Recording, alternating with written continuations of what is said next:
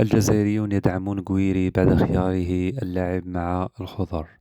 السلام عليكم، مرحبا بكم أخوتي. ما تنسوش تشتركوا معنا في القناة، فعلوا الجرس، ديروا النجم لا فيديو. ربي يحفظكم إن شاء الله.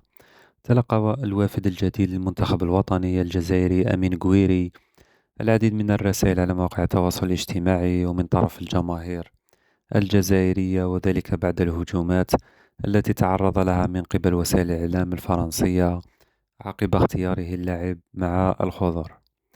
وحاولت أطراف داخل نادي ران الفرنسي الضغط على جويري قبل الإعلان رسميا اختياره اللعب مع المنتخب الجزائري. من جهتها شجعت جماهير المنتخب الجزائري أمين جويري على قراره، ورحبت بقدومه لصفوف المنتخب الوطني.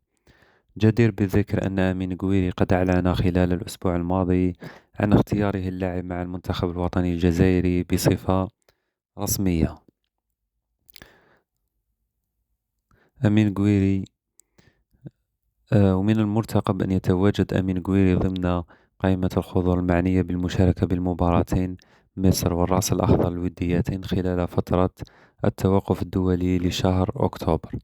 ما تنسوش خوتي اشتركوا معنا في القناة، فعلوا الجرس، ديروا النجم لا فيديو. ربي يحفظكم إن شاء الله، والسلام عليكم ورحمة الله.